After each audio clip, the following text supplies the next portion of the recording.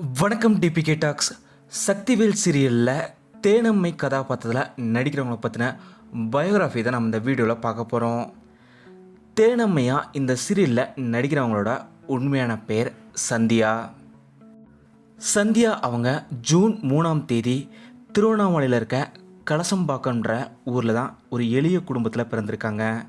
இவங்களோட அப்பா அம்மா இவங்க தான். சந்தியா அவங்க ஸ்கூல் காலேஜ்லாம் திருவண்ணாமலையில் தான் படிச்சிருக்காங்க. இவங்க பிகாம், பிஎல், எம்எல்னு 3 டிகிரி முடிச்சிருக்காங்க. ஸ்கூல் படிக்கும்போதுலேருந்தே பேச்சு போட்டிகளில் ஆர்வம் மிக்கவங்க தான் சந்தியா அவங்க. இதனால் பல மேடை பேச்சுகளில் கலந்துக்கிட்டு பல பரிசுகளுமே வென்றிருக்காங்க. இதுக்கப்புறம் பல பட்டிமன்றங்கள்லேயும் கலந்துக்கிட்டு பேச்சாளராக மாறியிருக்காங்க சந்தியா அவங்க. தன்னோட கெரியரையே பேச்சுத்துறையில் ஈடுபடுத்திக்கிட்டாங்க சந்தியா அவங்க. பல நிகழ்ச்சிகளையுமே தொகுத்து வழங்கினாங்க. இதுக்கப்புறம் ஆதித்யா தொலைக்காட்சிகளில் முதல் முறையாக இவங்களுக்கு தொகுப்பாளராகிற வாய்ப்பு கிடைச்சிது. college.comன்ற இந்த ஷோவை தொகுத்து வழங்குறதுனால பல முன்னணி பிரபலங்கள்லையுமே இன்டர்வியூ எடுக்கிற அளவுக்கு பிரபலமானாங்க சந்தியா அவங்க.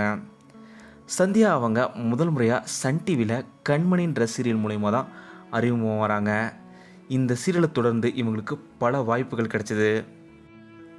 சந்தியா அவங்க முரளின்றவங்கள தான் திருமணம் செஞ்சுக்கிட்டாங்க. முரளின்றவர் வேறு யாரும் இல்லை, சக்திவேல் சீரியலில் சந்தியா அவங்களோட அம்மாவாக நடித்தவங்க தான் முரளி அவங்களோட அம்மா. சந்தியா அவங்க ஃபேமிலி ஃபாரெவர், எலோ சீனியர்ன்ற சில வெப்சீரிஸுமே நடிச்சிருக்காங்க. இதே போல் நம்ம வீட்டு பொண்ணு சீரியலில் கல்யாணி கதாபாத்திரத்துலையும், நலதமயந்தி சீரியலில் மாதவி கதாபாத்திரத்திலையும் நடிச்சிருக்காங்க. சுந்தரினியும் சுந்தரி நானும், கனாக்கானு காலங்கள், சத்யா உட்பட பல சீரியல்களுமே தொடர்ந்து இப்போ நடிச்சிட்டு வராங்க சந்தியா அவங்க.